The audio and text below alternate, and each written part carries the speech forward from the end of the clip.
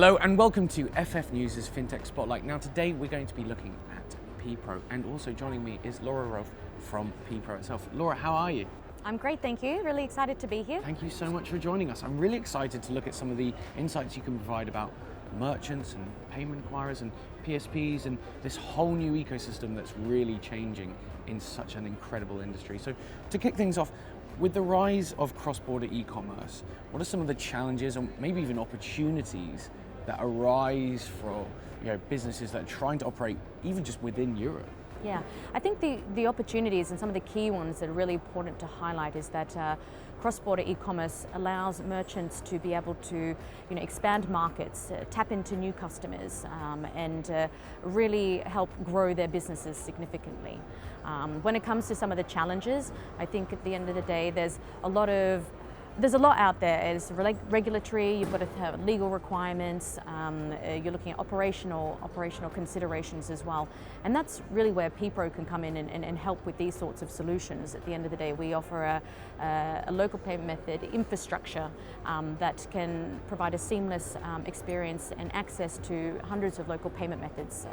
So yeah, I think it's definitely an exciting one. It's continuing to grow and looking forward to working towards that. It really is, and even within Europe, there are so many exciting markets to tap into. I mean, for PPRO, you have such a great view of all of them.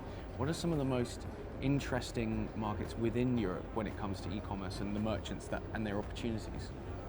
I think we've definitely seen some really strong growth, particularly over the past couple of years when it comes to e-commerce. We've got some significant, well-established markets, so your likes of the UK, you've got France, Germany, and they're not to say that they're not important markets to really consider, but if you're looking at some more emerging markets that are up and coming, I would say there's three key markets I would sort of touch on, and the first one I suppose would be Italy, the land of pizza and pasta. Can't go wrong. Exactly, and I think with Italy, we're looking at seeing around close to 13% revenue growth.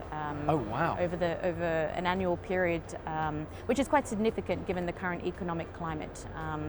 Italians really like to pay by online, and there are a couple of significant and popular payment methods within those markets that are kind of up and coming is the likes of Satispay and Bancomat Pay. So Italy is one definitely to look out for. The second one I would say would be Portugal.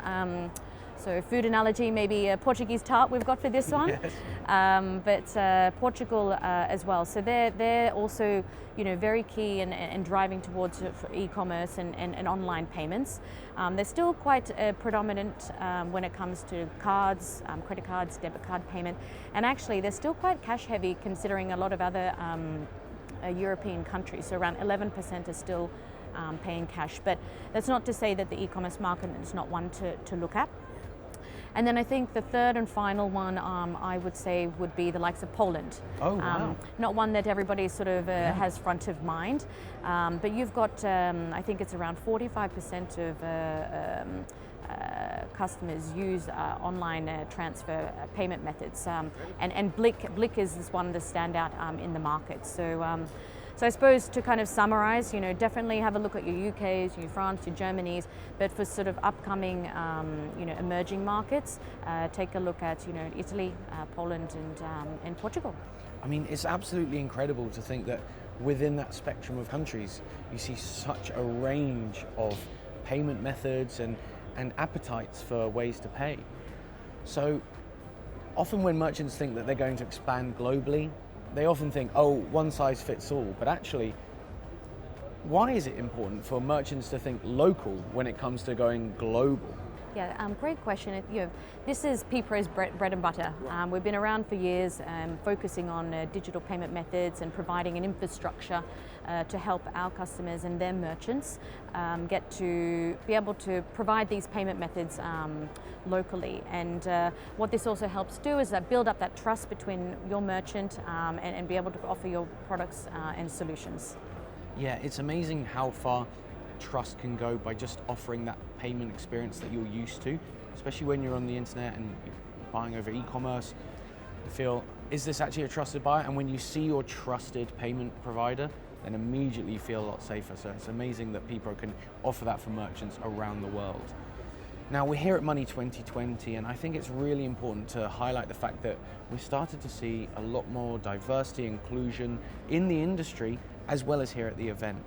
So what are your thoughts on the progress when it comes to financial inclusion and financial services industry when it comes to leveling the playing field? Yeah, I think it's really great, and first I'd like to highlight, we've got our very own Kate Henry Ford who's speaking here at Money 2020, so it's really great to see the progress across the industry, and when these big events come about, they're considering diversity and inclusion and financial inclusion and the like. So I think for me, we've definitely made progress in the industry, but we do have a long way to go, and I don't want to shy away from, yes, the progress has been made, but the World Economic Forum stipulates that we will not reach gender parity for another 123 years.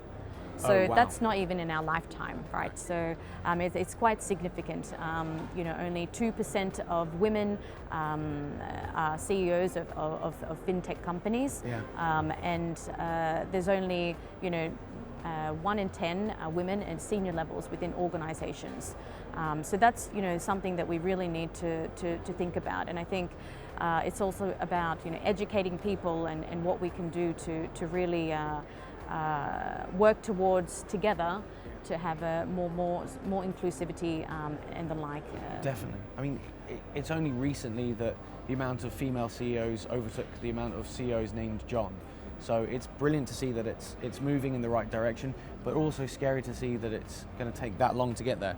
So if we look within your organization, how does PPRO really foster a sense of inclusion, diversity, and really enable a positive work environment?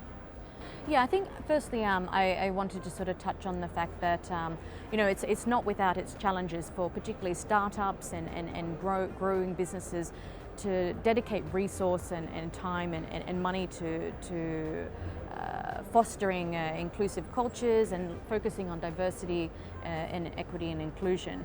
But I think it's also important to highlight that there's been studies that have been done that they look at having a greater gender equality and more female management, that it can be linked to additional revenue within your organization. They talk about innovation being fostering, innovation fosters that culture of and diversity helps with that innovation. And this all leads to driving a great business, a great product, a great solution at the end of the day. So diversity and inclusion is not just the right thing to do, it makes good business sense. So in terms of PPRO and what we're looking at doing there, it's great to see that PPRO's delivered an ESG report the past couple of years with tangible metrics that we need to work towards. We're also focusing on making our job descriptions more equal from a gender neutral is the word I was looking for, so that we can attract the right talent. And there's a few different things that we're looking at doing. There's always more that can be done, and it would be really great to see organizations across the board getting involved, collaborating, talking to each other, sharing their insights, looking at what they're doing to really come together. And I'm a firm believer of you're stronger together. So that's my thoughts. Naturally, because when you cover so many different payment options, customizable options for merchants, that really you're covering such a range of people's preferences when it comes to paying. You need to have those range of opinions and options, and so inclusion becomes so important. And if we look at financial inclusion as an element of, for instance, environmental, social and governance, how does PPRO look at payments as a way of being inclusive and enabling people that have typically been maligned when it comes to the payment process actually being brought in? I think that's a really good point to highlight. If we take a step back and have a look at what actually is financial inclusion, this is about providing financial services and making them accessible to everybody, because we're in a first world country, you and I, and can you imagine not having a bank account or access to credit? We're so used to having that, but that's not the case for many people. So financial inclusion is about providing those services equitably to everybody. And from a PPRO perspective, we're a payments infrastructure provider, providing cross-border payments and enabling people to have access to financial services in different countries. So, we are part of the financial inclusive agenda, and it'd be great to see, I think more companies need to start thinking about how they can be more inclusive from a financial perspective when they're building out their products and services. I can imagine. Thank you so much, Laura. It's been such a pleasure getting your insights. Yes. Thank you so much. Thank you for your time.